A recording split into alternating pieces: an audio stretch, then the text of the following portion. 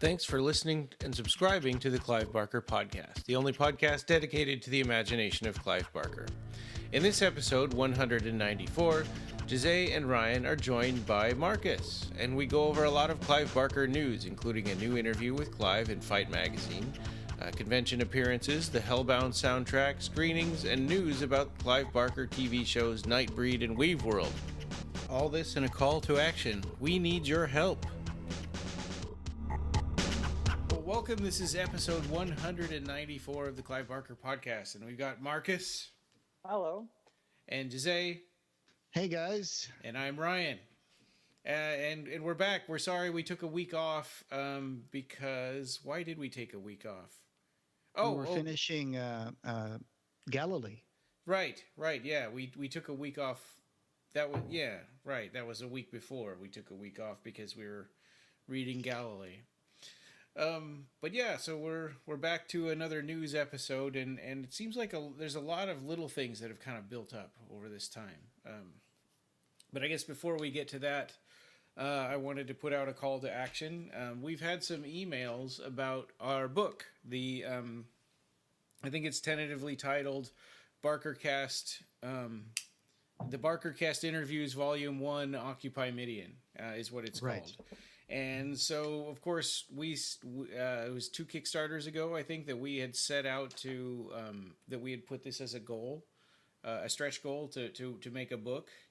And without realizing how much work it would be and how little time we would have to do that. I mean, that being said, we've done quite a few of these interviews. We've transcribed quite a few of them, but we need help. If you're out there and you're willing to help, we've only just now discovered an easier way to transcribe these interviews. And these people are not a sponsor, but Temi, TEMI.com. That's Temi.com. If you go there and upload a file, it transcribes it in about 5 minutes, and then you go through and it highlights each word as it's reading it to you, as it's reading the file to you, and then you make the corrections on the screen, and when it's all done, you can upload it, or you can download it as a Word file or a PDF. And that is so useful. Yeah, it's a pretty slick system, and I'm working on one on there right now. And so what we're asking for anybody out there that wants to do it, if you could do one of those for us, and you just contact us, you can email us or message us on Facebook or Twitter or however you want to do it. And we'll not only put your name in special thanks, but we'll be giving out an indeterminate number of free copies, and your name will go into a hat to get a free copy of the book as well. So yeah, please contact us. I'm RyanDanhauser@gmail.com. You can find our emails and contact information in the show notes. And that would really help us out to get this done. And I'm going to put this in the Kickstarter messages as well. So we really want to get this done. And for the people who pre-ordered 2 Kickstarters ago, we're sorry. We're going to get this done. I'm hoping to have all the interviews done, hopefully maybe this month, and then put them, get them into editing and then publishing. So. Yeah, we'll be keeping you guys updated on the progress, and we promise that we're moving this forward a little faster now, and we want to see this book come to life as much as you guys want to. Oh yeah, most definitely. Yeah, because it's going to have a exclusive Clive Barker cover that was sent to us 2 Kickstarters ago, right, Ryan? Yeah. It's an amazing cover. It's a picture of Lude's father, who was a satyr. Yeah. So that's something to look forward to, and something that you can help the podcast with some minor effort, and you'll be able to get a copy of the book or your name in the special thanks. So if you can help, that would really, really help us out. Yep. Yeah. So please contact us. And now news from the Reef. Yes. So this is news discussion, not just reading it, but first off, there was a new Clive Barker interview, and at first I think it was difficult to you had to subscribe to something to be able to read it. but that changed, right? So now anybody can read it. Yeah. Right. Mm-hmm. For Folsom Street Fair, or Folsom, it was about Folsom Street, but it was with what magazine was this? So it's a magazine called The Fight. The Fight. It's Bay Area's monthly LGBTQ magazine.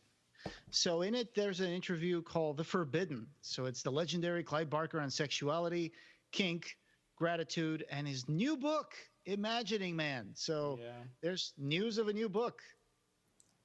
Yeah. So Imagining Man, is that a photography book? It sounds like it is. Yeah.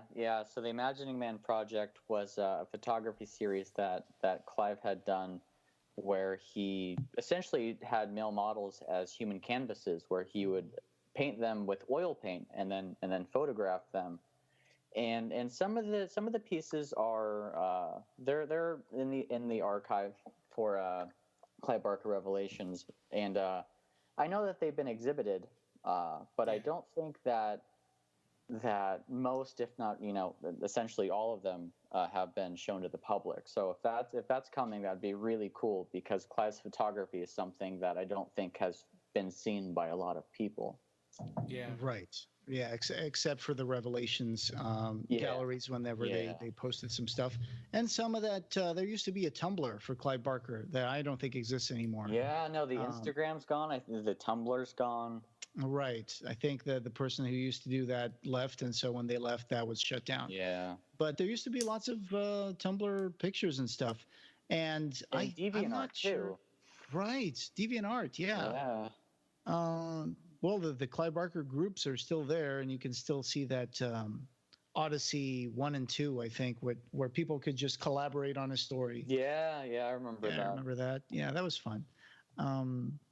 So I think, I'm not sure if this is true, but I believe when we had Mark Miller, he mentioned that he was part of one of these human canvas things. He was, yes. He was painted by Clive, and I believe I've seen a couple of pictures of him. That's the basis for the character Wick, the father of colors, right? Those are actually on Revelations. You can if you go and look at Next Testament, you'll be able to find the original photographs that spawned that project. Right. And so it was interesting that Clive Barker announced this is coming out at some point. And let's see if I can bring up what he said in the interview. Let's see. Where was that? So he says something like, where is it? Book that's going to be called Imagining Man. And at no point, okay, so for people who aren't aware of this, Clive Barker designed a T-shirt for the Folsom Street Fair, and he also designed like some posters or something, or some art that's going to be on display during the fair in San Francisco. Yeah. And so he says here, how did you get involved with Folsom Street Fair? And says, I think I've always been in some sense involved at a distance with the fair. I watched it going on, but never actually made it to the fair. But I've talked to friends in the UK leather community for years about it. So when Folsom's executive director came to me and said, hey, Mr. Barker, would you like to be willing to supply images for our posters? It was a dream come true. I took these photographs for a book that is going to be called Imagining Man, and at no point did I actively think they were S&M images or leather images. They're just simply expressions of sexuality. So that is an interesting project. I think I remember seeing some. This was supposed to have been published some time ago. I remember there were these pictures that Clive was taking, and some of them involved like this almost crown of thorns kind of naked, body painted guy and stuff. And I think at the time, the people who were going to publish it decided to step back for a while. And I remember Clive going on Twitter and being kind of riled up about it and say, whenever people were still at the Twitter tree. So, but it's interesting that he brought this up. So I wonder when that's coming out, because he doesn't really talk much about that. Yeah. Well, it'll be good to watch out for it. Absolutely, yeah. So, and if you like the leather community, and you want to go over to the Folsom Street Fair and take some pictures, get a Clive Barker T-shirt, I really recommend going there. San Francisco is a beautiful city, and I've walked through Folsom Street a couple of times. Not during the fair, but Mhm. it's kind of a central place, and it's a lovely place to go. So, yeah. Yeah, and uh, tickets if you want to see Clive Barker live, tickets for Days of the Dead Chicago are happening. You can pre-order them right now. So Yeah. I'm looking at it. It looks like Sid Haig is going to be there. And Coolio. Coolio. Yeah, it's Sid Haig, Bill Moseley. Yeah, Bill Moseley. Yeah. Oh, there's the guy Tommy from Flanagan. Dirk Benedict from Battlestar Galactica is going to be there.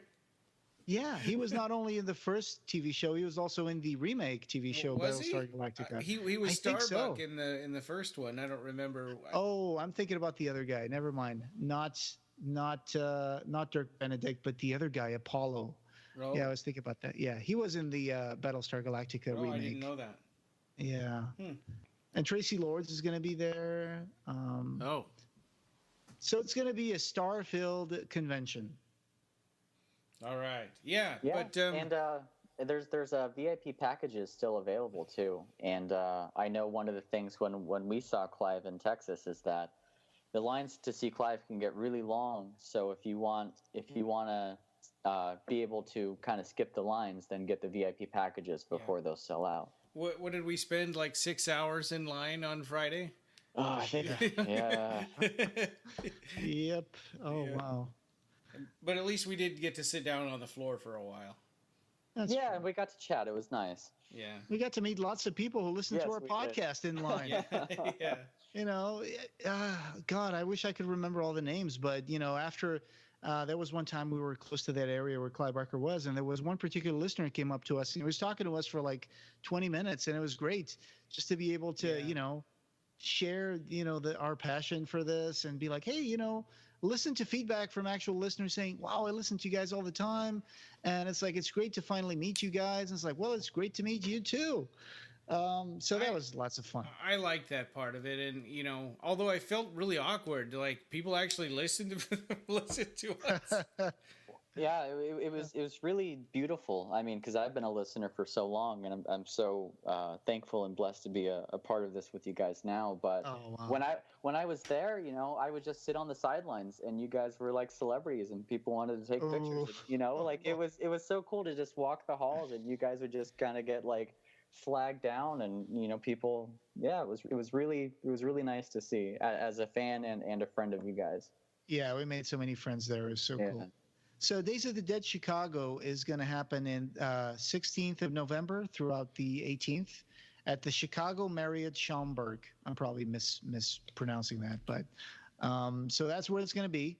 My birthday is actually November 15th. Huh. Oh, wow. Yeah. I'm thinking about it. I don't know. Oh, it gets really, really cold in Chicago, though, so you're going to... Yeah. Oh, my God. Yes, I want to go there right now because I'm in... You know how hot it was here today? It was like 110 degrees in Phoenix. Oh, nothing in Chicago can compare. Oh, yeah. Right. It's like, oh, God. For our British listeners, today in Phoenix was 42 Celsius. So that's kind of nuts for me. But hey, the rest of the other 9 months of the year, it's beautiful, clear blue skies. So you got to love the Southwest. Yeah. So, the Pin-Ochio Retroband figure. So we had a story about that because the artist who created that posted pictures of it and kind of hinted that it might be available or something. And we heard more about this. So for people that don't know, Pin-Ochio is a character from that Clive Barker created for the Hellraiser anthology comics. Yeah, the ones that came out from Seraphin, not the anthology Hellraiser that came out like some years ago, right? Yes, yeah. Hellraiser Anthology Volume 1 and 2 from last year. Yeah, from Seraphim Inc. Yeah, right. And there was a Retroband toy designs that this guy was teasing on Facebook, and so we asked about it, and what we found out is they were made for the purpose of promoting the books and not necessarily for sale. to be released. Yeah. So they were basically just commercially available for promotions, and the artist just posted a picture of his comp copy, and he was so excited. And I understand it was Riley Schmitz. He was the guy who posted that, and I gotta love Pinocchio. I mean, the first story is really cute. It's done in the style of that. What do you call that? The Little Golden Book or something? Yeah, Little Golden Books, right? Yeah, like a children's book. This book is dedicated to when you fill in your name. Yeah, right. And Riley is also, he's a great guy and he's an amazing artist, and just everything he posts is really good. So if you haven't heard of him, check him out.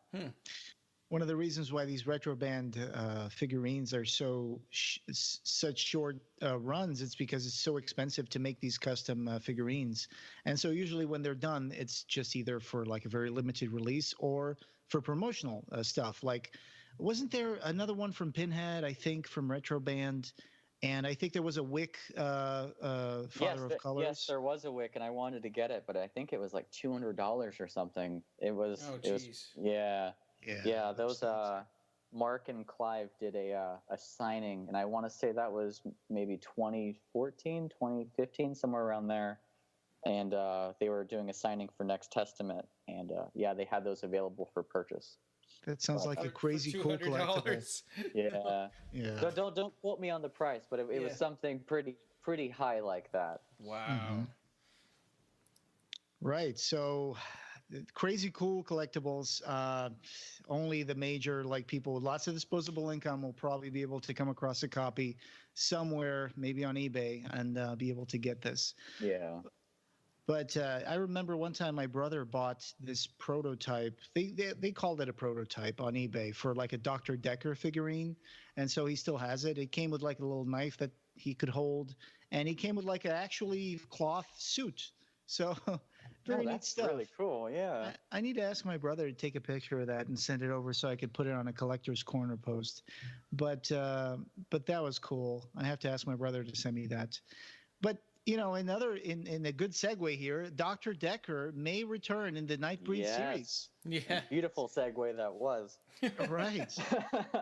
Thank you. I try. I really do. Even when I'm, making something almost at midnight. But anyway, so breaking news from the Reef, September 1st, was that Dr. Decker will return, according to the writer Josh Stolberg, right? Yeah. Yes. Yeah. So it's interesting, I according to so he's rewriting this the Nightbreed series, which has been written 3 times now that we know of. At least twice. Yeah, I think, because back in the days of Occupy Midian, I remember Michael Plumides, the executive producer of the director's cut. He was working on some episodes, and I got to read those episodes. But before that, also Christian and Russell were also writing episodes. Oh, I see. Yeah. Okay. So it seems like it might have been 3 times though. Then that they're trying to come up with this for TV. Yeah, it's been a long time coming. Yeah, it seems like this has been like the most successful attempt so far because he got backing from a studio. Sci-fi. Yeah, and so Josh Stolberg, he's a screenwriter, and I think the most well-known film that he's done is probably the latest Jigsaw. Mm-hmm. But he was originally attached for the Weaveworld adaptation at CW. Yeah, I remember that. And you started a Twitter, and that announcement was like 2 years ago. It was, and just like Imagica with Josh Boone, it was announced, and then we never heard anything. Yeah. And lo and behold, his name is now attached to Nightbreed at Sci-Fi, and so he kind of did. He's been kind of tweeting out these cryptic tweets, and one of them was that he's going to be playing with Dr. Decker in the fall, and so though we don't really know too much about how far along it is, I think it's still just in the pilot stage. But possibly they're going to be filming the pilot in the fall. I don't really know what to gather from that. That sounds accurate. Yeah, that's a good interpretation, I would say. But a couple does that days mean I'm going to have to get cable? But a couple of days ago, Josh Stolberg tweeted out, quote, "I'm putting together a Q&A entry to my blog this weekend. If you have any questions you'd like answered, other than what's happening with the next Saw movie, post them here." And so I asked him if there was any updates he could give us on Nightbreed as well as Weaveworld. And he responded to me very nicely, and he said, quote, "Unfortunately, Weaveworld is sailing without me, and not on CW either. My contract was with CW, and when they dropped the rights, I was pushed out. But Nightbreed is full steam ahead, and I could not be more excited. I will be writing more about it soon." So I think that's right from the horse's mouth. That's I think the best sign we've gotten so far that Nightbreed could really be on its way. Oh man, that would be so sweet. Let's just dissect this a little bit, just because I'm a little bit confused about. He says, "Unfortunately, Weaveworld is sailing without me." So now he said, CW dropped the rights, right? Or yeah. So how could it be sailing anywhere? Well, maybe someone else got the rights now. Yeah, my guess is that Seraphim shopped it around and somebody else picked it up, and they just haven't announced it yet. That would be my guess. Yeah, and but you were going to say something? Oh yeah, well the other thing that really gives me hope that, because we always get so many shows announced, and nothing really. We hear announcements and then don't hear anything else. But going back to the Folsom Street interview with Clive, he, in regards to the Nightbreed TV show, he even says, quote, "The story has been near to my heart for many years. I'm beyond thrilled that Sci-Fi and UCP are taking this journey with us, and I cannot wait to see it brought to life on the screen." So that kind of confirms for me that hopefully this is going to become a reality. Oh yeah, yeah. He does mention here, like, also that, to give an example, because he's talking about being an outsider, being gay in that interview. It says, to give an example of that, my film Nightbreed, which is now about to become a television series, when it first came out 25 years ago, the producers had heavily cut it because they hated the fact that the monsters were the good guys. This hits close to home for me, being homosexual. Just because I'm odd, it doesn't mean I'm bad. I guess the producers just didn't get it. As time has gone by, audiences have become more sophisticated, and I decided to release a director's cut with 25 minutes of missing footage. The response was spectacular critically in terms of sales and audience response. It really gave me hope that we can celebrate the different and the strange. That's really how I feel I'm expressing my gay nature. So that's a pretty synthetic synopsis of what happened with Occupy Indian. But basically that's great. I really hope that this becomes a show. For me personally, so Josh Stolberg, he seems like a really nice guy. Like you said, he replied to you, and he actually opens up about his projects, and he's willing to talk. He even lists Clive Barker as one of his influences on his Goodreads profile. If you go there and look him up, you can definitely tell he's a fan. Yeah. I'm just not a huge fan of his scripts. Like things like Piranha 3D was just, not that impressive. But that depends on what the producers want him to write as well. So, those movies are always going to be exploitative and over the top. So he has to provide them with that sort of script. But his Weaveworld adaptation was also a little underwhelming when I read that it was going to be. The synopsis, I guess, or the little blurb about it was underwhelming. Yeah. An app designer teams up with a young pastry chef who has just discovered that he's destined to be the guardian of a mythological realm that can be accessed through a portal in an old Savannah mansion. Yeah, together, they fight an epic battle with evil forces who are vying for control of the magical world. And I'm like, it's not what Weaveworld is like at all. That sounds like they accidentally put that from another show. I would almost say that sounds like a mismatch of Weaveworld with maybe like Cold Hard Canyon or something. A little bit of that, but it sounds like Warehouse 13. Is that a sci-fi show? I've never seen it. It was, yeah. It wasn't bad. And I do remember that he finished writing his pilot for Weaveworld back in like January. He tweeted out this image of his computer screen saying, Weaveworld, pilot by Josh Stolberg. Yeah. Based on a novel by Clive Barker. And it said, I press send. Now we wait. And this was I remember that. January 2017. And now he's saying that that's not happening. It's going to sail somewhere else. So the travel continues for Weaveworld. To play devil's advocate, and because we don't really know the behind the scenes. Yeah, I mean the synopsis was terrible for Weaveworld, and any fan of Weaveworld would be very disheartened to read that. But that could have just been producers, kind of demanding certain things. The CW has a lot of they're more geared to a younger audience, I feel, and so maybe that was a way that the producers or that they wanted to make it more for younger appeal. I'm not quite sure. Sure. I mean, for me, when I read that, I understand what you're saying. It's completely true. It depends on the execution. I mean, when they say a portal in an old Savannah mansion, the portal could be a carpet in an old Savannah mansion, for example. There's ways to go around that. But when it's like the app designer teams up with a young pastry chef, even the execution could be very good, but I think what really makes Weaveworld interesting is that it's the solitary travel of one guy, one guy coming to grips with, his depressed father and being this guy who's like an everyman, and then he gets drawn away. He sees these birds making this maelstrom in the sky, and then he gets drawn into this adventure where, he experiences like crazy things, and he goes into this wonderland and all that. So it really affects not just himself, but also transforms the world around him, and all that stuff. I don't think it needs to be someone teaming up with someone else in that regard. But again, it depends on execution. I also think Americanizing it really diminishes it. I mean, it's a very English book, and you can tell that Clive's growing up really ties into the novel, and so taking away the Liverpool aspect and all of that.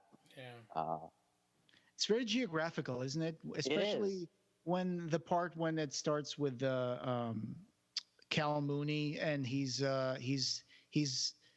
running around the streets of Liverpool trying to trace this escaped pigeon.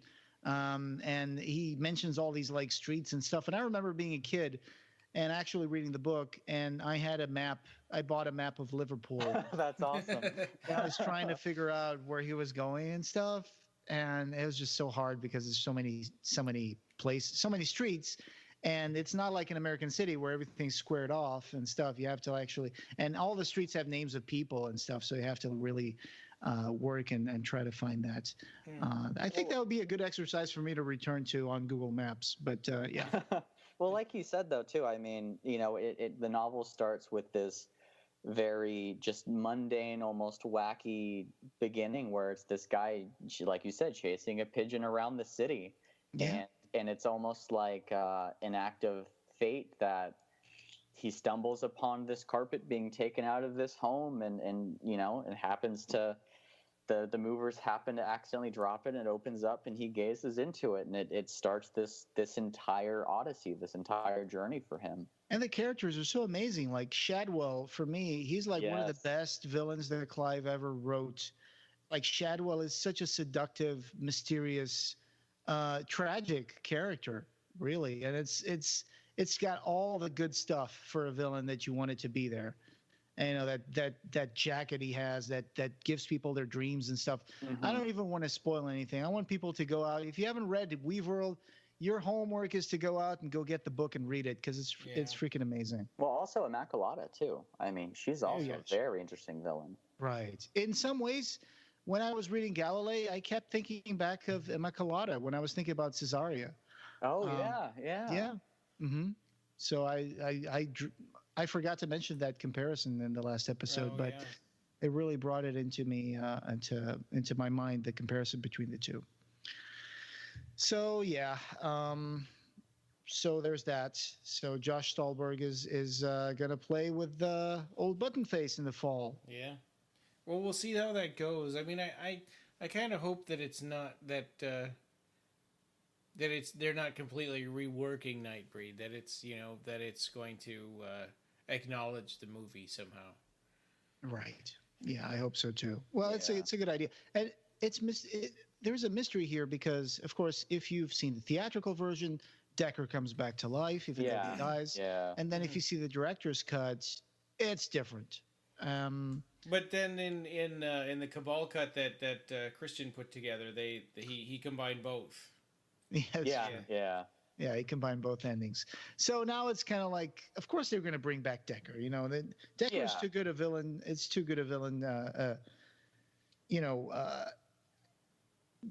Visual wise and just I don't know. I mean, I feel like Cronenberg added so much to the character that wasn't there in the book. Yeah. It gave him like a complete.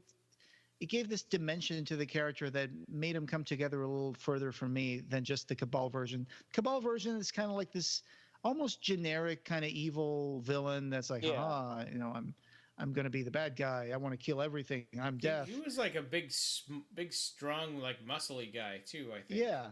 And then Cronenberg gave it this more sophisticated dimension to me, so that made him for me a more complete villain, a more sophisticated villain. Yeah, and just the nuance, because he's mostly very indifferent, but just the nuances that Cronenberg poured into that character really elevated it, like you said, to a greater height than what was on the page. And so right. I do not envy whatever actor has to fill those shoes. Yeah. Oh, yeah. Even though I have to say, Matthew Modine in Stranger Things, the second season, did a great job of bringing Dr. Decker back to the TV screen for me. I haven't seen the second season yet, so okay. You really have to watch that and let me know what you think of Matthew Modine's character. Because holy crap, he would make an awesome Decker. Enough said. Okay, well, yeah, now that makes me want to watch it, like, right now. Yeah, go watch it. It's a good show. Simon Sayce, his legacy's living on just a little bit because we've got a mask of his is appearing in an upcoming movie called Extremity. Oh, yeah, I remember that. So, yeah, Rob made this article. So the movie is directed by Anthony DiBlasi, right? Oh, yeah. So another Clive Barker, degree of separation. Well, he's actually connected. He directed, he adapted Clive Barker's Dread. 7 degrees of, Right. Yes, yeah. So I think that DiBlasi, there was a quote from DiBlasi about the mask, right? I think he said, he had these positive words to say about Simon's work. There are several hero masks in the film, which the villains wear, says DiBlasi. These things look amazing on camera. And if you look at the trailer for Extremity, I think you can see one of the masks. So that's wonderful to see that, his legacy is still coming up on film. Yeah. And that's always a good thing. It's kind of weird when you see the art of someone or a performance by someone who's already passed away. Like there's this movie that was coming out that is going to have the guy that played Chekhov in the new J.J. Abrams film. Oh yeah. There's another movie that came out recently that still has one of his last performances in it, and I'm like, wow, it's just coming out now.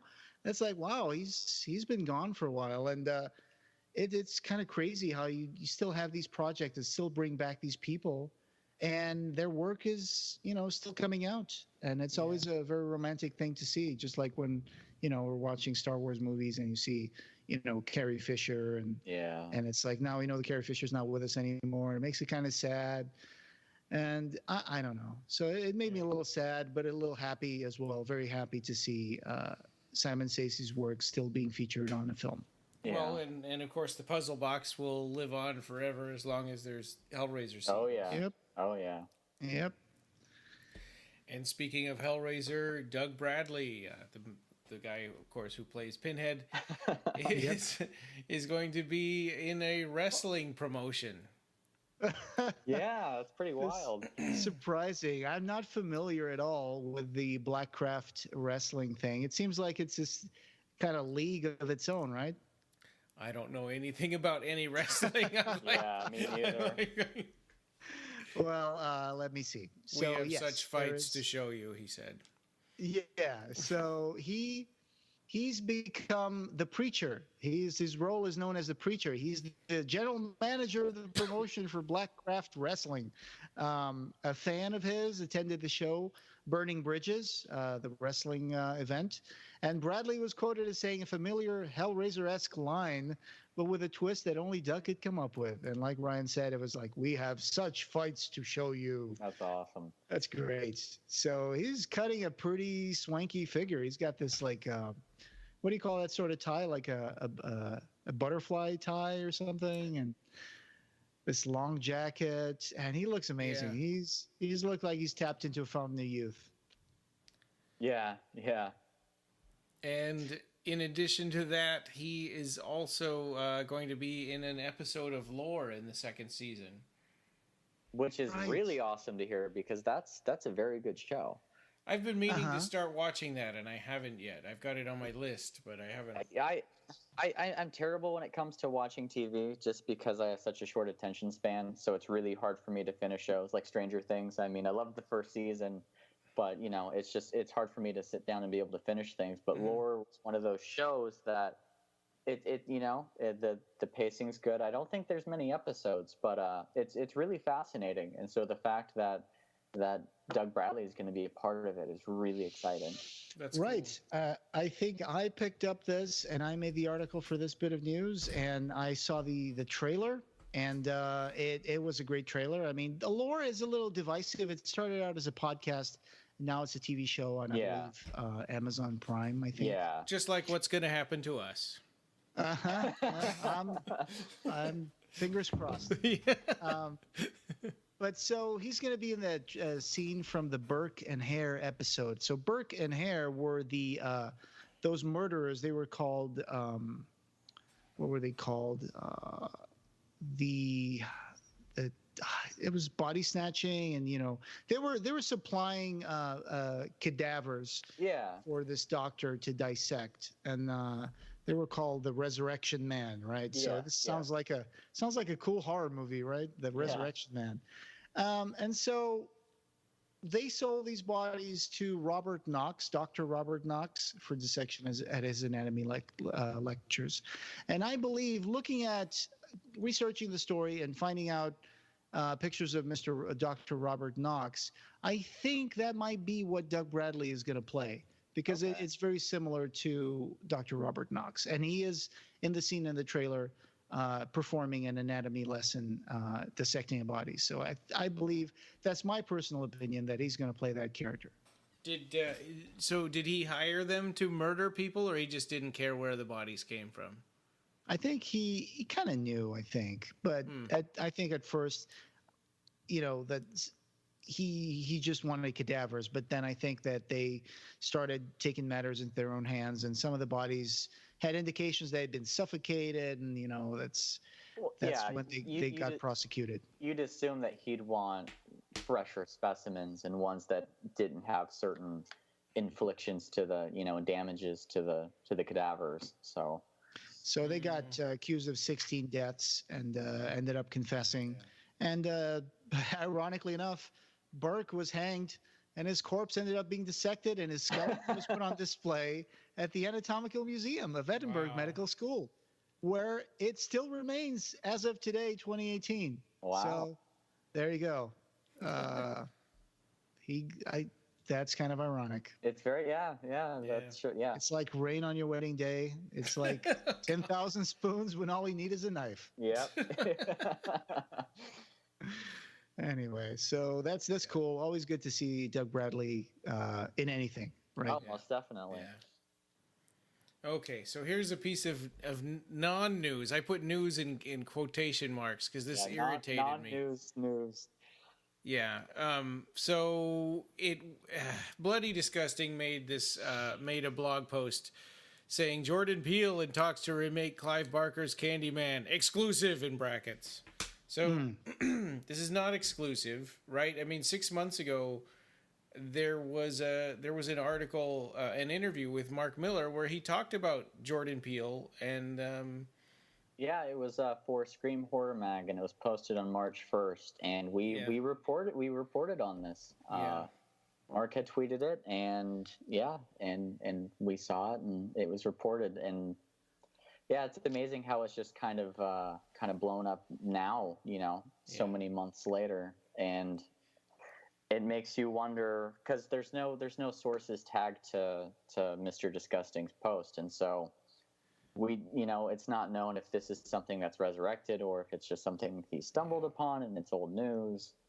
I mean, I would love to think that this had some sort of like new information stuck to it, but unfortunately, it doesn't seem to have any new information apart from the fact that he once tried to make an adaptation of Candyman, and they write it in a way that it seems like he still is trying to do it, and it may be real, but from what Mark mentioned it in that interview at Scream Horror Mag, it seemed like this happened not just before Peele actually made the movie Get Out, which has been out for a long time now, but it came and fizzled out, and that was it. And so I don't know why they're bringing this back now.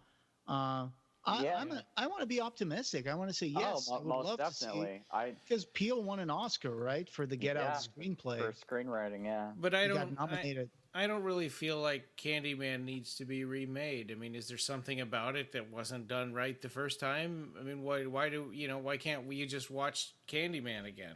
Well, I'm not necessarily against remakes. I mean, I think Jordan Peele is brilliant. I thought Get Out was brilliant. I haven't seen it yet. I mean, I've heard it was really good. I should watch it. It's very good, and it gets better as you watch it because there's so many details and it's so layered. And it's one of those movies that when you watch it again, you see so many allusions to things that you wouldn't get unless you knew twists in the plot. But Candyman was the first thing that really started my love for Clive's work and really got me immersed in here. And so I have a great affinity for Candyman. But I think if somebody of Jordan Peele's caliber were to take this on, I mean, I would love to see what he came up with.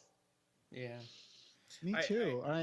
I think there was a discussion regarding what you were saying, Ryan. I think there was a discussion in one of our Facebook posts, and I'm trying to figure out if it was our friend David and maybe Rob as well, talking about remaking Candyman. And someone was saying, you know what? Why does this happen most commonly with horror movies? Why doesn't anybody come out and say, oh, you know what? We're going to remake Gone with the Wind. People don't really go to those movies. They go to horror, and sometimes it feels like they go after horror because it's like a lesser style or more people, I don't know, like it's easier to just go and grab that horror movie and remake it and remake Star Wars.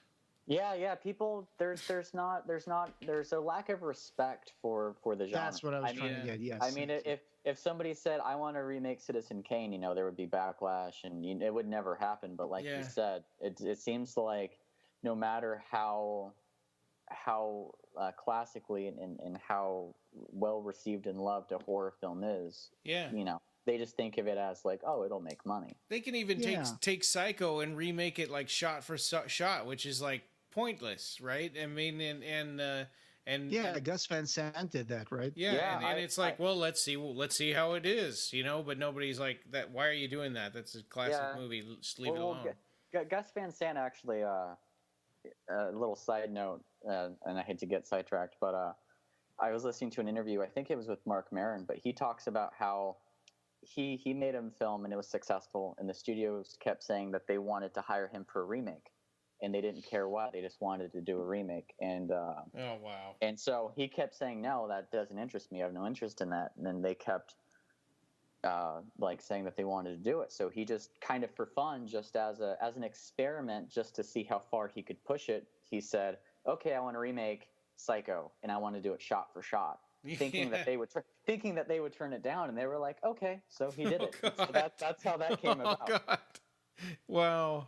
Which shows the naivety of studios and producers. Sure. So, and on the topic of this being non-news, I posted a comment on the bloody disgusting thing. I said, we discussed this 6 months ago on the Clive Barker podcast when Mark Miller talked about it in this interview, and I put the Scream Horror Magazine link. I said, this is old news. How is it exclusive 6 months later? And then one person commented, "You're always trying to push your podcast." So I replied like, "What? This is one comment. What are you talking about?" And then that one disappeared, and then somebody else wrote spam. I guess because I put a link in it. I don't know. Okay. So every time I reply to that, it gets deleted. So I don't know what's going on with it. I'm just getting fed up with this bloody disgusting article. I don't even bother with comments. I don't. Yeah, same here. I know. It's I know. It's easy for us to say, hey, I want to set the record straight, but it's like people have to want to care about that. And there's a lot of people out there who defend these websites religiously. They love the community they're in, and they're used to getting their news from them, and they like the writers, and they want to be like, oh, this guy is like saying this is an exclusive, whatever. I don't know this guy, but I know the guy who wrote this. Yeah, so. well, it's just like, was it Shock Till You Drop, or was it Dread Central that did the Books of Blood report, that Seth MacFarlane was doing that, and they had no sources at all. Absolutely. That seemed it seemed like just someone testing out, like throwing like the pasta to the wall to see if it sticks, Yeah. Or some kind of a marketing thing, like like when they were talking about the Hellraiser TV series, like, we really don't have any money for this, but what would people be interested? And and then they leak some fake news, just to see what interest there is. Yeah. I guess it could be a way to test the waters. Yeah. Maybe. But, or they just made something up, or they heard a rumor and. Yeah, I have one thing to say about this Candyman thing, if you want to move on to the next thing. But what I have to say is, I understand what Ryan is trying to say about making these remakes and stuff, but I think there's been kind of like a shift recently with these remakes, which is, it seems like people are starting to do more like what's called a soft reboot. Yeah. Where it's like, well, we're going to recast these people, or we're going to bring back some of the people who used to be in some of the movies, but it's going to be beat by beat the same story, but it's going to be a different place, different things will happen. Yeah. And, it'll eventually be like a sequel, but it's more like a soft reboot. Yeah. So I don't know. It all depends on the execution. Yeah, it's a sequel to the first one, but all the other movies are terrible, so we're going to pretend like those didn't happen. Well, there's two, like, I guess the soft reboot, I'm on the fence, because, the new Halloween, you can say, is a soft reboot, kind of, like, it is a sequel, but it's ignoring all the rest of the canon, except for the first film. But then you look at something like the soft reboot of The Thing from 2011, where it said it was a prequel to John Carpenter's The Thing. Mm-hmm. Yeah. But it's a remake. It's a beat for beat, essentially a remake. Right. They just dressed it up as like, what happened to the Norwegian like Antarctica base or whatever. Yeah. So, but I think the real question here for me is, what sort of Candyman are they going to make? Are they going to make a Candyman like the first trilogy of films, with like a black guy with a hook? Now that's the monster that's associated with Candyman, because in the Books of Blood, of course, Candyman was never a real person. He was not a painter that fell in love with blah, blah, blah, and then he was lynched and his arm was cut off and they smeared honey over him and the bees came and stung him to death. That's not on the Books of Blood. No, and it's another thing that they also Americanized. But in my opinion, I think the Americanization of that was brilliant. It was for the better. It was for the better. Well with the Cabrini Green, which was an actual project, and eventually got demolished. That is a very good point you bring up. One last thing I would like to say on this aspect of the news, in regards to the Mark Miller interview that this all spawned from March. It's for the Toll, and like I said, it's from Screen Horror Mag, and I recommend anyone who hasn't read that article, go read it. There's some really fascinating insights into it. And the thing that fascinated me the most as a fan, and especially a lover of Clive's art, it's well known that he does character sketches and things like that for his books and films and everything. And one of the things that Mark mentions in the interview is that Candyman is one of the only characters that Clive has written about that he hasn't actually ever drawn a sketch of. Mm-hmm. And so Mark actually says that he and the rest of Seraphim asked Clive, because Clive asked if there's anything that they would want him to draw, and they all unanimously said Candyman because it's never been drawn. And then Clive goes on and says, "Nah, never mind, I don't want to do that." And apparently it's because Clive has this quote-unquote hand that guides him, and he's not allowed to choose what he wants to draw. His imagination just lets it flow, and he takes a line for a walk, and he can't just say, "I want to draw this." It just kind of, his mind and his hand goes where it wants to. And Sure. I think part of that is also that he doesn't want to put Candyman into an actual like image, because Candyman would be different things for different people. He's basically just a rumor made flesh. Yeah, right? yeah. That would kind of it would cement a legend that doesn't need an actual an image shape. To it. Yeah, a shape. Yeah. Yes, yes. Thank you. Right. Wonderful. Not until you make a movie, anyway. Yeah. It's like when they make a movie, and then sometimes I tend to avoid those editions, because when someone adapts a famous novel, and then after the movie comes out, all the covers for that book will feature the actors from the film or the poster for the film. And then I feel like, okay, now I'm already looking at the cover. If I haven't read this book, I'm already going to be predisposed to visualize these people, these characters, right, looking like these actors. And it's like I always try to avoid that, because like when they legally changed the name of Do Androids Dream of Electric Sheep to Blade Runner and put screenshot from the movie on the cover of the book. Yeah. But yeah, like Jose said, Candyman is a figure that doesn't need a shape, and it's almost like if you take a Lovecraftian monster and you actually try to put flesh and actually visualize it. The whole purpose is that it's incomprehensible, and so that's kind of what the Legend of Candyman is. I always felt with Lovecraft that was sort of a cheat. It's like, oh, it's indescribable. So I'm not going to bother with it. Well, he's letting you put your own nightmares into the shape of the great old ones, right? Yeah. So, and when it comes to horror, I mean, especially with movies, less is more. For someone who is afraid of spiders, maybe they'll think of a monster that looks spiderish. If they have a phobia for like octopuses and stuff like that, maybe they'll have tentacles. He did make a drawing. Lovecraft did make a drawing of Cthulhu sitting in his throne in one of his diaries. I have to Google this. I have not seen it.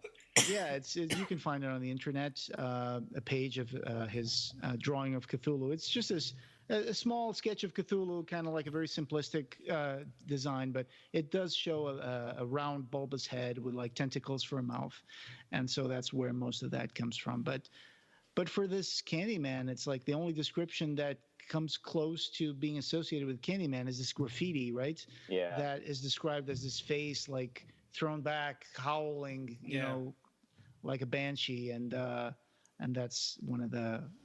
And people crawl through a hole in the wall where his mouth is supposed to be. In that story, he's kind of described as this kind of yellow-skinned, pale face or something. Yeah. But he never really says that that's supposed to be Candyman. It's just a graffiti thing. Yeah, but isn't there also a description where like he has like this long blonde hair and he's like wearing like multicolored clothing or something like that? Oh yeah, there may just be something like that. Yeah. I haven't read The Forbidden in a long time. Yeah, me neither. Yeah. I found the Lovecraft drawing though, and it's really cool. It actually reminds me of something like looking through Clive sketches. All right, and in other news regarding Tony Todd, everybody's favorite Candyman, he is coming to London Comic Con, right? At the MCM Expo London Comic Con, 26th through the 28th of October. Yeah, so right around Halloween. Yeah, right before my birthday. Oh. All right. When is your birthday? October 29th. Oh, almost Halloween, huh? Yeah. I think that explains the love for horror. Yeah. And it says here on the image, on the promo image for Tony Todd, it says appearing all weekend. So that's good. It means he's going to be there for like the whole duration of it. So tickets are for sale, and if you go to our blog, there's a link to their online store. It's www.mcmexpo.store.com/collections/London-comic-con. Seems like a really awesome event. Yeah. And yeah. I've never met him, though. You guys have met him, right? Yeah. No, I've never met him. Okay. Yeah, have you met him, Ryan? Oh yeah. I tried to interview him on our eighth episode, I think it was. Yeah. he would. Was that when someone else was screaming in the background or something? Yeah. Richard Mall was screaming. He had a puppet of himself from Night Court, and he was screaming behind me. Oh, jeez. And he kept looking over me and talking to other people in the middle of the interview. Oh. Yeah. That's a funny anecdote. So yeah, he's going to be there. Go check him out. Buy the ticket if you want to go see him. I'm sure one of our friends, Danny Stewart, is probably going to try to get in there and get a picture. Oh, so awesome. Shout out for Danny. Let us know if you get to ask him anything about any possibility of him being a part of the new Candyman if it's going to happen. So that'd be fun. And he did tweet about this when this news came out. Yeah. He said, "Thanks for all the Candyman love out there. Great that such a classic is being talked about again. Well deserved." And he tagged Bernard Rose, and then put hashtag time will tell, hashtag proud to be a part. Awesome. Yeah, he did a great job. I think I mentioned this several times. First time I saw him was at the Crow, and that really blew my mind. Right, yeah. And then I realized I might have seen him years before that in the 1990 Tom Savini Night of the Living Dead. Right? Oh yeah, Night of the Living Dead. Yeah. That's him, right? Yeah. He was Ben. That was the first time I saw him. I love that movie. That's my favorite. One of my favorite. I like that Night of the Living Dead better than the original. Right. Yeah. It is a good remake. Yeah. Yep. So that's good news for Tony Todd fans. Yeah, and also the Blu-ray for Candyman is right around the corner too. That should be shipping out next month. Ooh, that's sweet. Yeah, we should do it. We should all watch that and do an episode about it. That would be amazing. Yeah. I need to pre-order that. So yeah, I'll do that. I know if you pre-order it, when I did it, it said that those who pre-order it ships, I think a week or two early. So, yeah, they did the same thing with Nightbreed, the director's cut back in the day, that they shipped it early. So, so this is Scream Factory. Yeah, I believe so. Okay, it's not Arrow. I can't. Yeah, I think that's right. It is Scream Factory. Yeah, I think Arrow was releasing it in the UK, and then Scream Factory took it over for the US. Yeah, I believe. I wonder why they didn't do this back when because they did Candyman 2 like 4 or 5 years ago. Hey, who knows? Contractual stuff, rights. I don't know. Yeah, but sorry. Candyman is it's available still for pre-order, and it's from Shout Factory, and it says that it'll be released November 20th. But like I said, it'll be it should be shipping early. Oh, it says it'll be shipped 2 weeks early. So 2 weeks. That's really cool. That's a good opportunity. Halloween though. Yeah, when I originally pre-ordered it, I could have sworn it was October. Maybe I was mistaken, but maybe this Halloween I'm going to be able to watch the 2 Rob Zombie movies. I've never seen those movies, to be honest. Have you seen those? What, House of a Thousand Corpses and No, the Halloween 1 and 2 by Rob Zombie. Oh, those. Oh, I see. Yeah. I didn't like them. I didn't. Yeah. Okay. Well, I may give it a try because I felt the same way about these, and I was like, no, I'll pass. It's a hillbilly version of Halloween. Oh, okay. Well, I mean, the Shape is a very enigmatic character, and Rob Zombie's film, it does. I give it credit for trying something different in that at least the first half is purely about Michael as a character, and it is really a character study of how he becomes who he is. And then the latter half of the film is a remake of Halloween. I see, like beat by beat as well. Not really beat by beat, but yeah, like the first half is like, there's like high schoolers going home talking in the street and stuff like that. Yeah. So it is interesting how how halfway through the film it switches and then it becomes a Halloween remake, whereas the first half is almost like a prequel. Yeah, it does a bunch of his origin. I see. Yeah. Okay. Yeah. I just love the original, and I particularly love those stings that you get in the movie, like yeah. When it happens, it's like, wow, that works so well. Even though nowadays, when movies like just do a big loud noise to cause a jump scare, I just hate that. Yeah. But those stings were so cool. Yeah. Of course, Candyman did that. They had a dog barking at you to scare you. Yeah. So, lots of stuff to buy, right? There's going to be some foreign editions coming out of Clive Barker books. So ESC Distributions are going to release a Hellraiser Trilogy in France.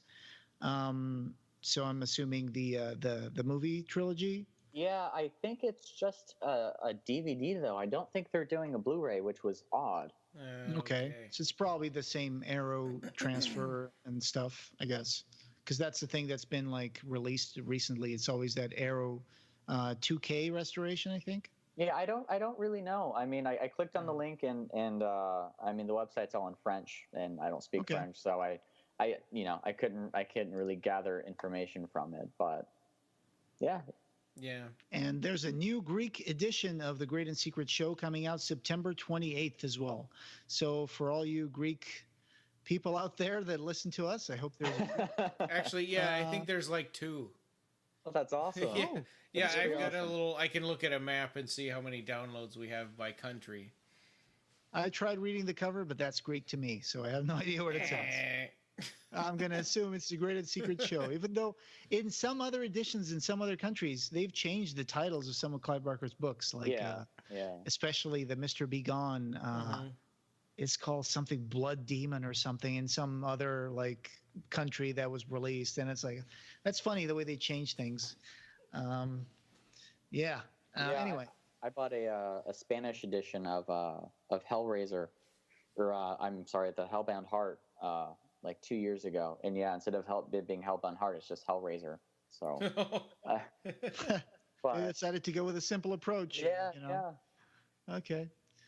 And I think you brought this up, right? Clive Barker, there's going to be a Clive Barker tribute at a goth club?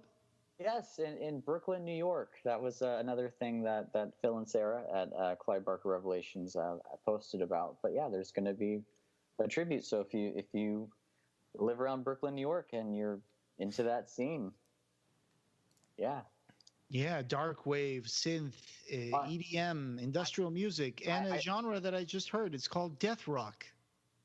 What? I love industrial, so I mean, if I lived around there, that might be something I would check out. Of course, yeah. I love I love goth music, dark wave, and synth music, and any sort of like electronic music that's kind of dark. I love that stuff. Yeah. Sometimes I post a lot on my Facebook. So anyway, so it says here, September 28th, with resident DJ Cyclonus the Warrior and his Armada. That's big. Had to do that Transformers movie reference. Yeah. That's what I get when I hear this. And guest DJ Sean Templar, the Red Party. And it says Clive Barker on screen. So I'm going to assume it's going to be Clive Barker movies, not Clive Barker himself. So I don't know if that's correct, but that's what I'm going to go with. Yeah, and it seems pretty cool. It's at a place called Arkham, which ties it back to Lovecraft that we talked about earlier. And it looks like it'd be fun. Of course. A new body and new troops to command. I think you and I and nothing. You belong to me now. So let's not go ahead and do the whole movie line by line, because I'm pretty sure we could do it. I love that. That movie is so much better than the Michael Bay ones. Yeah. Yeah. Anyway, so that's Arkham, Brooklyn Gothic Party with Clive Barker, in spirit, if not in body. So go there, check it out, and tell them the Barker guest sent you.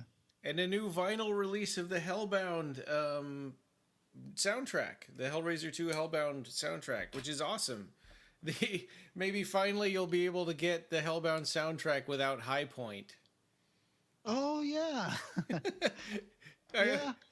my vinyl has that, and my CD has that, and I was like, I guess they had to put that somewhere, so they thought, let's package it with this one. Yeah.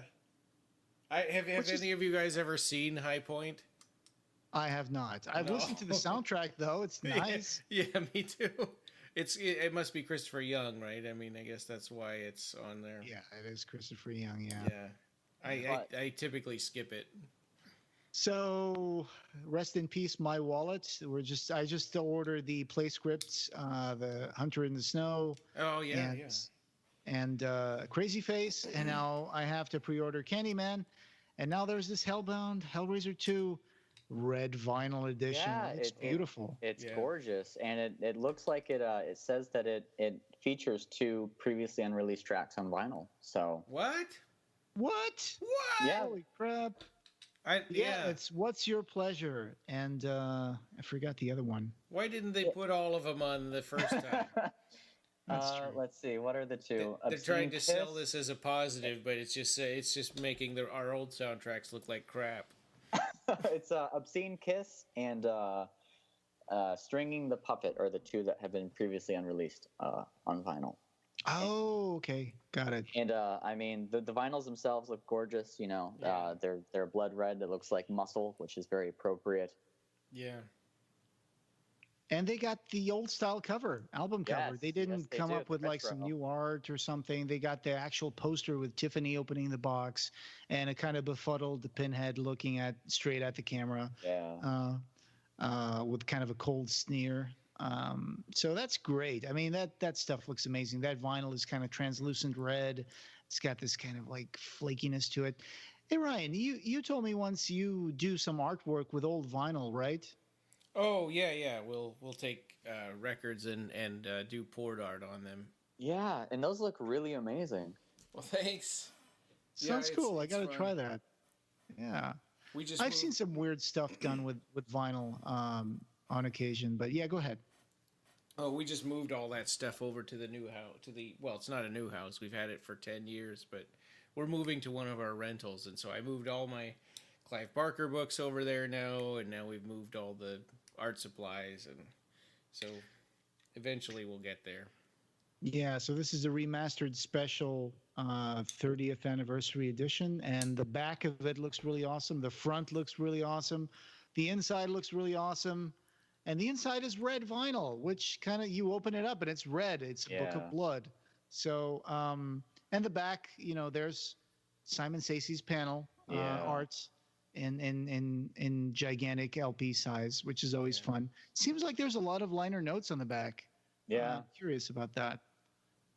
And I think this is the only place where you can get those 2 unreleased tracks. So, again, let me pull out my credit card and begrudgingly go and get this one. Does it have the lyrics in it? Ba-bum, da, da, da. It's just the music sheet notes, The Morse code that types Leviathan. Yeah, that's what the 8th track is like. That's where Christopher Young put in the Leviathan and Morse code with the horns.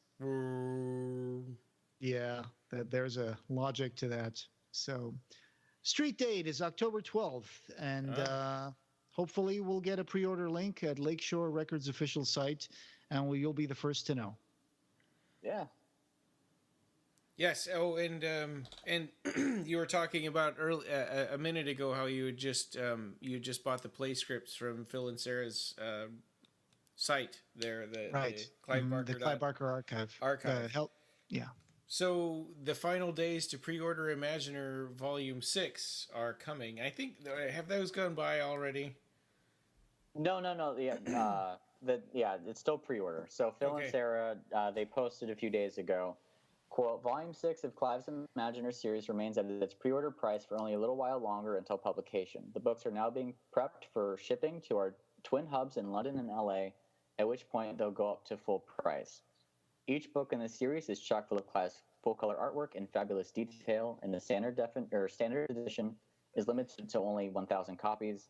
So even if you only ever pick up one of these, you'll have a cracking limited book with well over 60 of Clive's paintings. Do you know what the difference is between the pre-order price and the And the standard publishing price? I think it's usually between $10 and $20. I mean, it's not.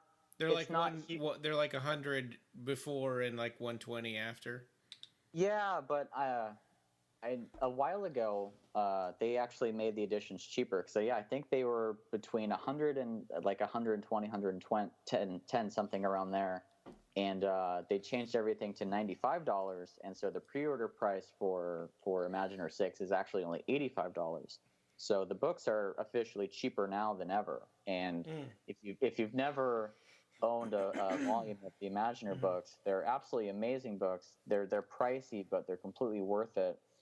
And they honestly only get better with each one. I mean, Phil and Sarah are really honing it in and really churning out the most beautiful books imaginable that really do the art justice. And so if you don't have, if you haven't bought the books because they're too expensive, I would say get 6 because, like I said, it's the cheapest that they've ever been, and I'm sure it's probably going to be the best one yet.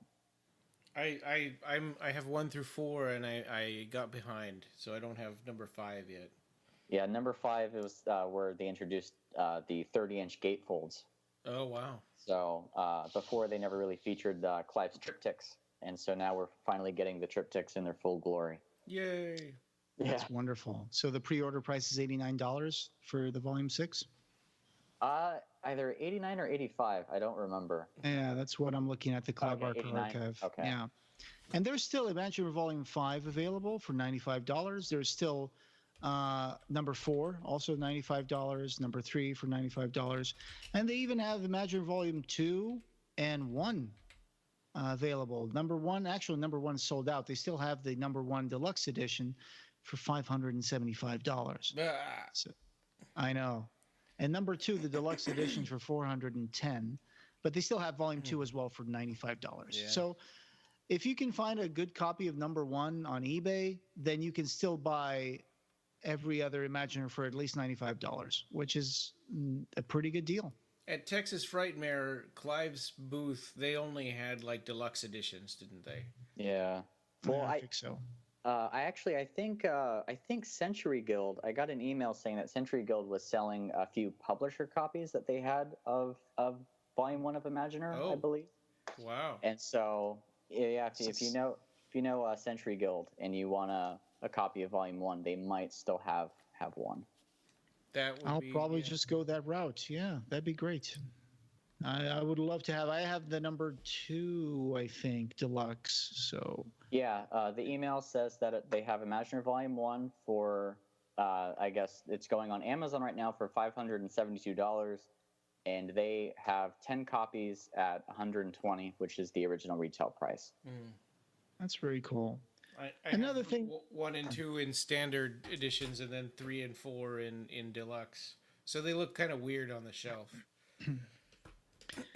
So this month we had the 31st anniversary of Hellraiser, the premiere at the Prince Charles Theatre, Prince Charles Cinema in London. They had a premiere in England that was made for charity, and then 1 week later it was actually premiered for all the other theaters. And then the U.S. would get it, I think, a week later. It would open up in the U.S. So I made an article about Happy Birthday Hellraiser, and I put it up. And I also put a Facebook post with links to all the commentary tracks that we've done as a team. Either just me and Ryan, or me, Ryan, and Rob, or me, with you or with David. So I hope some people out there got a chance to listen, to celebrate their 31st anniversary of Hellraiser, listening to one of our commentary tracks. It's like watching the movie with a couple of friends. Yeah. So there's that. And speaking of that Prince Charles Cinema, there's actually a Nightbreed Director's Cut screening that's going to take place on October 14th at the Prince Charles Cinema in London. So don't miss that. If you live near London or in London and you want to check it out, I would probably recommend you go check it out, because just before we started recording, I think, Marcus, you told me that this was probably a landmark because they've never had the director's cut premiere in England, right? Yeah, as far as I know, the one of the I don't want to say controversy, but one of the points of contention was that the Nightbreed director's cut was only a Region 1 release. Right. And so I don't think it's really been ever shown overseas. And so as far as I know, this is one of the first, if not the first, screening of Nightbreed, the director's cut. Yeah, that sounds really awesome for people who want to go there and check it out. And I know some people were complaining at Occupy Midian when the director's cut came out, and of course I completely empathize with them, saying, "Oh, we got screwed up again because we're not going to get a copy of this for our region, and you have to buy the American Blu-ray and buy a region-free Blu-ray." And I think even when it was on streaming services and devices, it was still just available in the U.S. Yeah, when it came to Netflix, it was only available in America. Right, because it was regionally blocked as well. Yeah. So this is your chance. I'm pretty sure this must be one of the first, like Marcus said, if not the first opportunity to watch it in the theater. Actually, that's a completely different experience, and I really recommend it. Yes. Another screening that's taking place, the Music Box Theater in Chicago is having a 24-hour-long marathon of horror movies on October 13th, and amongst them there's Lord of Illusions, and Kevin J. O'Connor will be there in person. Oh, is that the Music Box in Chicago? Yes. Yeah. Yeah. I don't see Nightbreed, but... Yeah, I didn't see it either, Right. but I thought somebody had said that. I see Lord of Illusions, Child's Play, The Lodger, directed by Alfred Hitchcock, Blame It on Toby, The Children, directed by Tom Shankland, Freddy vs. Jason by Ronnie Yu, of course, Body Melt, Fright Night Part 2, Wicked, Gokei, Body Snatcher from Hell, I'm guessing this is a Japanese movie, The Mafu Cage, and Sleepaway Camp 2, Unhappy Campers. Yeah, for some reason I had read, or I thought somebody had said Nightbreed was going to be on there. Okay, but, so... Yeah. Yeah. Lord of Illusions, anyway, with Kevin J. O'Connor will be there. Yeah, Harry D'Amour himself. Yeah. The Swan. Yeah.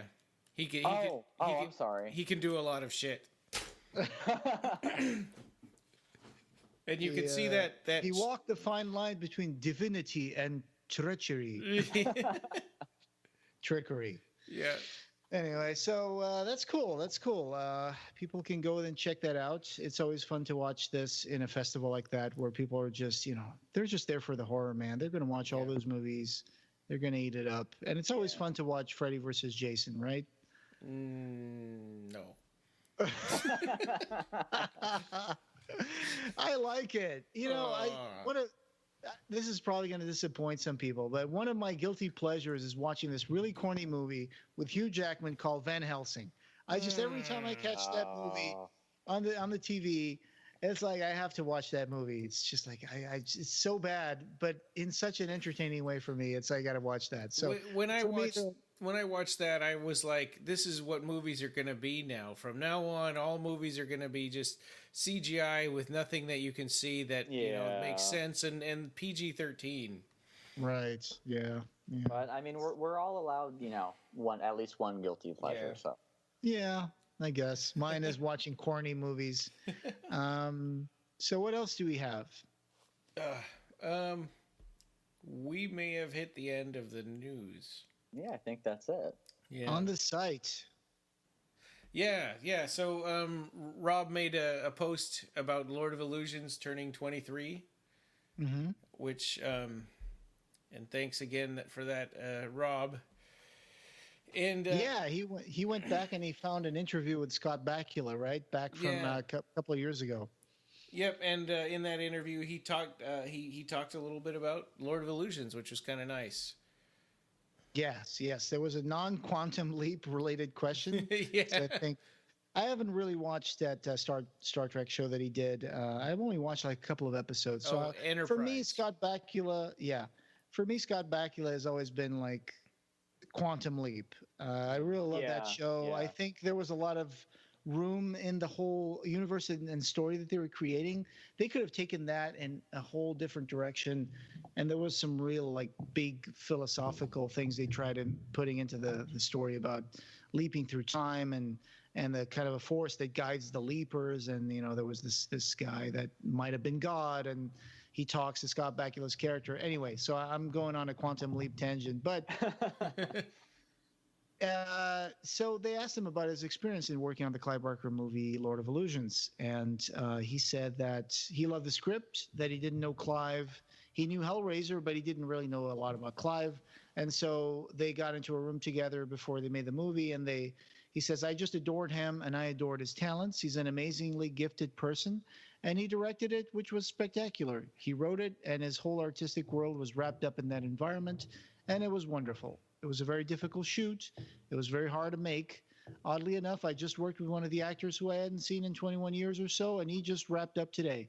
And he was like, I was in Lord of Illusions with you. So, yeah, I thought it was a great movie. I thought it came out really well.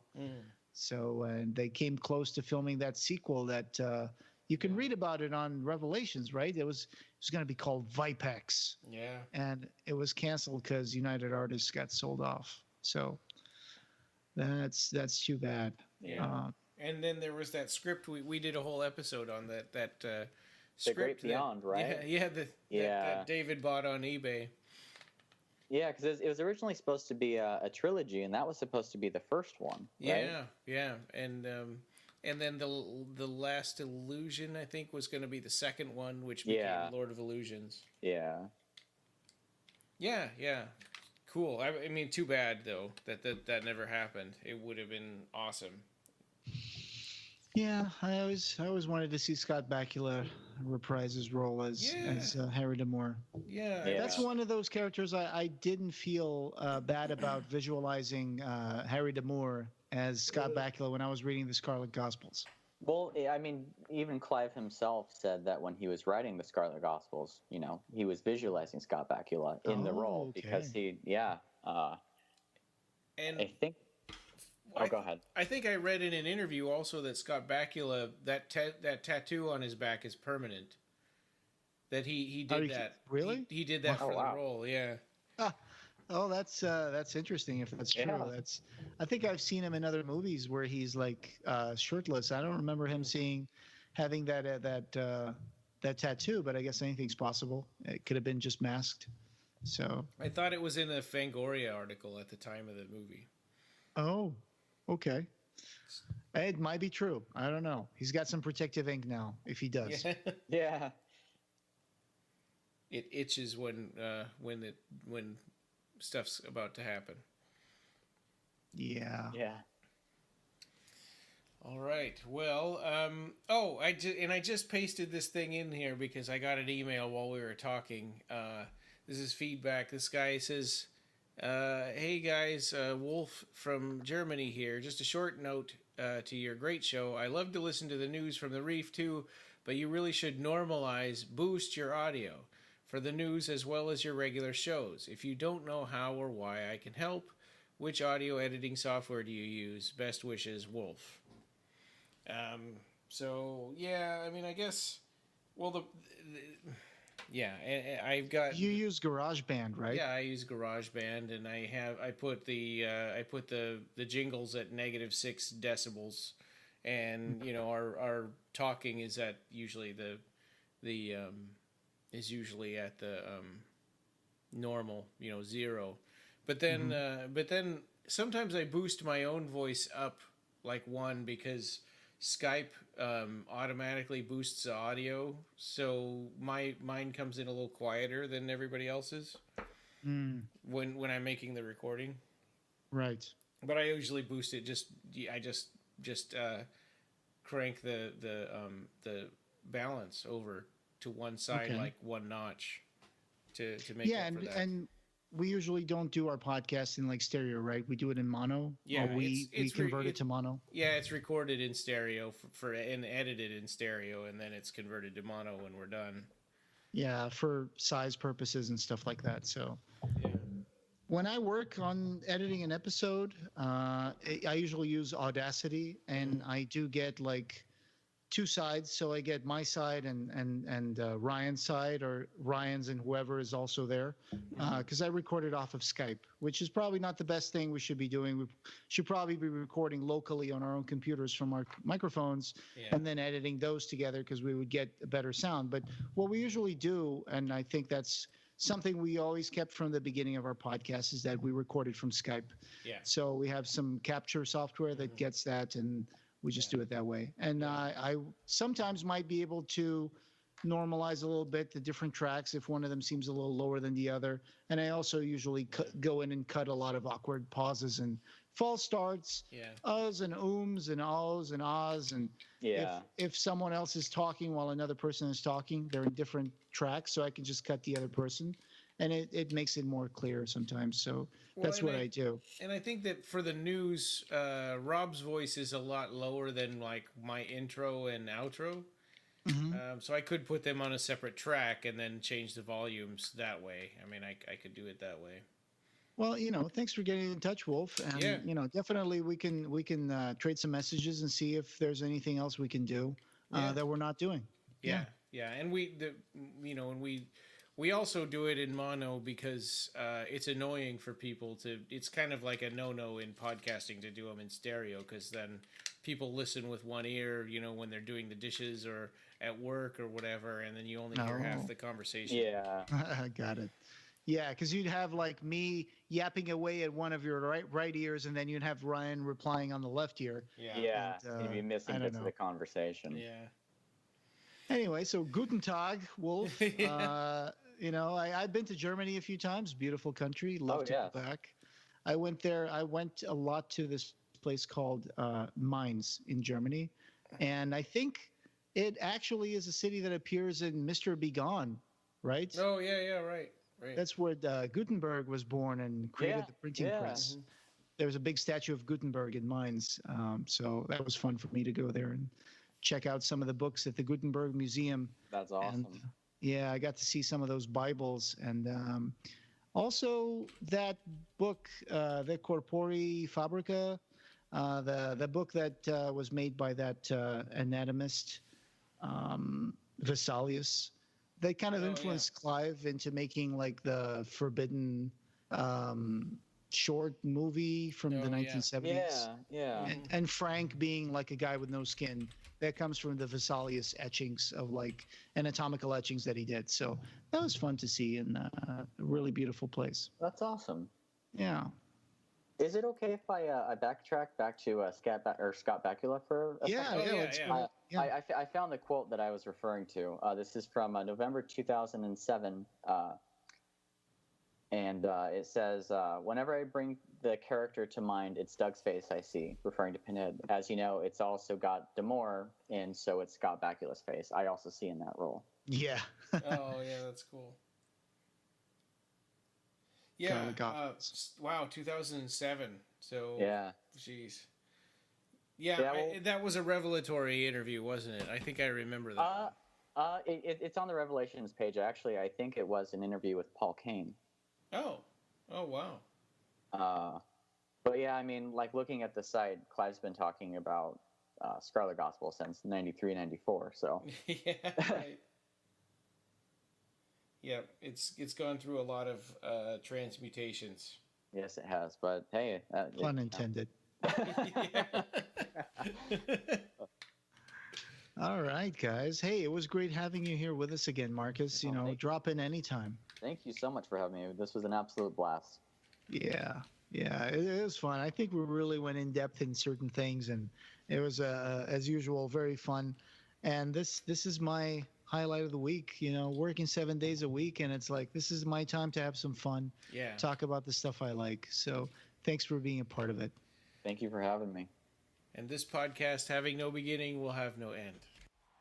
You can find the show notes for this episode and join the discussion over at www.clivebarkercast.com, where we have news, features, reviews, and links to all the ways you can connect with us. You can subscribe on Apple Podcasts and every other place you can find podcasts. Clive Barker Podcast, or BarkerCast, is an independent editorial, podcast, and news blog that is not affiliated with or under contract by Clive Barker or Seraphim Inc. This is a labor of love by the fans for the fans. Thanks for listening.